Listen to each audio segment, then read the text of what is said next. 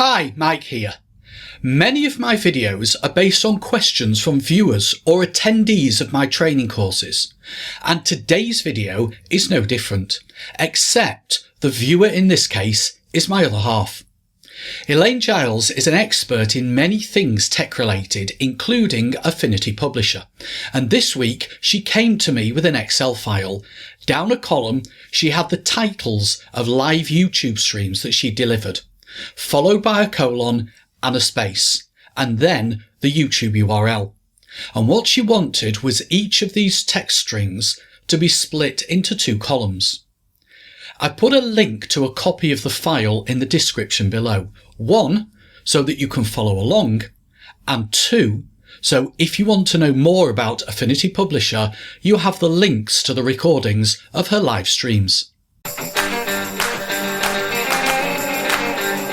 This video is not only about how to split text into multiple cells, but I also explain a nuance with emojis and why order is important with nested functions.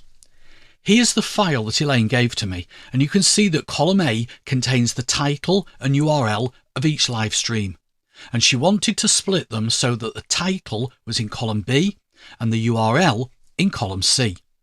There's a few ways to achieve this, and rather than going through every conceivable way of doing it, I'm going to cover two methods. The first one will work with any version of Excel, and the second one, which is actually much simpler, will only work if you have 365. So let's start with the one that will work in any version of Excel. To extract the title from column A, which is everything before the colon, I'm going to use a combination of the left function and the len function. The left function retrieves a number of characters from a cell, in this case A2, starting from the left hand side. And I want that formula to go into B2. So in B2 I'll type equals left, open brackets, and A2 is the cell with the text in it. To work out how many characters to retrieve, I need to do a bit of maths. Every YouTube link is 28 characters long.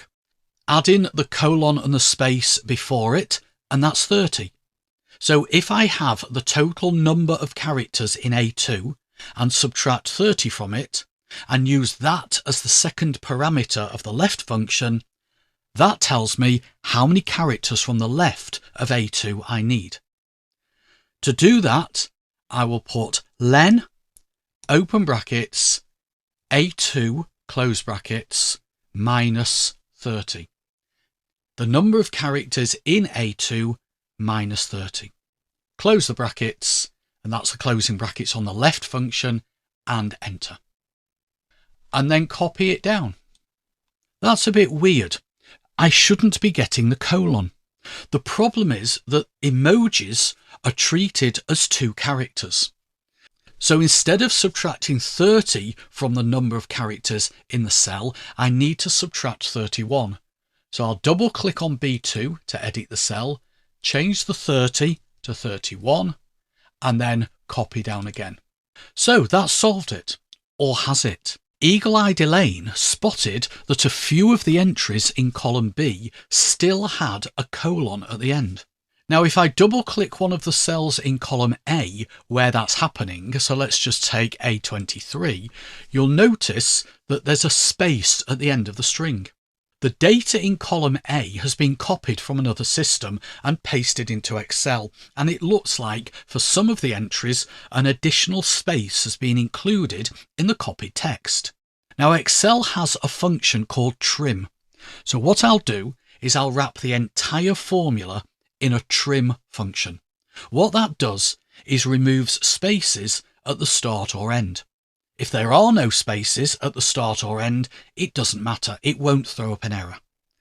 So I'll go back up to B2, edit the formula again, and after the equal sign, type trim, open brackets, and put another closing bracket at the very end. And press enter, and copy that down. As you can see, the colon is still there. When you have functions inside functions, or nested functions as they're called, order is important. Excel evaluates from the inside out. It first calculates the number of characters in column A, and that includes the space at the end if there is one. Then it subtracts 31, and then it extracts X characters from the left of the untrimmed text in A2, X being the result of that previous calculation. And finally, the trim function is applied to this result to remove the extra spaces. So what I'm going to do is change the formula totally. I'm going to put equals left, open brackets, A2, comma, len, open brackets, trim, open brackets, A2, close brackets, minus 31. And then close a final bracket. Here, the trim is applied first because that's the inner function. So it removes the spaces from the start and end of the string in column A. Then it counts the number of characters in the trimmed text. Then it subtracts 31.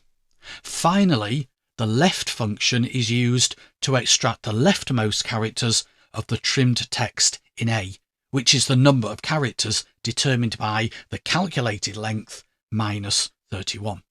So if I press enter, copy that down, now you can see that we don't have any colons. Thankfully, generating the YouTube link is much simpler. Every YouTube link is 28 characters long, so I want the rightmost 28 characters from the cell in column A. In C2, I'll put equals right, open brackets, select A2 because that's the cell with the text in it, comma, 28, close brackets, and enter. And then copy that down. You'll notice that some of the URLs are missing the H, and the problem is the same as before, a space at the end of the string in column A, which is being treated as the first of the 28 characters to extract. Using exactly the same logic as before, I'll edit the first formula and I'll put the trim function around A2. What that does is it removes the spaces from the start and end of the text in column A, if there are any, and then it extracts the 28 rightmost characters.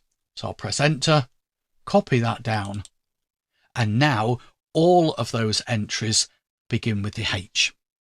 If you have Excel 365, although you can still use the method that I just showed you, there's a much easier way to split the string, and that's to use TEXTBEFORE and TEXTAFTER, which are two fairly new functions that Microsoft introduced, I think, in 2022. So in B2, I'll put equals TEXTBEFORE. The text is coming from A2, and the delimiter, which goes in double quotes, I can't just put the colon because, as I said earlier, there might be a colon in the title of the tutorial. So I'll put colon space HTTP. Close the brackets and enter, and copy that down. And to generate the YouTube link, I will use TEXTAFTER, and that will be equals TEXTAFTER. The text again is coming from A2. The delimiter this time is going to be a colon in double quotes, but I need to specify the instance number, and that is going to be -2. A positive value as the instance number means it counts from the beginning or left-hand side of the cell. A negative value counts on the end or right-hand side of the cell. So what this is saying is, give me all the text in A2 that comes after the second to last occurrence of the colon. So close the brackets, enter, copy it down, and we have what we need. So that's it. Not only did you learn how to split the data into multiple columns, you also learned that 1. emojis have a value of 2 when it comes to counting characters, and 2, the order of functions within a formula is important. Well, I hope you found this video useful. If you did, please give it a like. And if you're not already subscribed, please consider subscribing to the channel. I'll catch you in the next video, but until then, have an excellent day.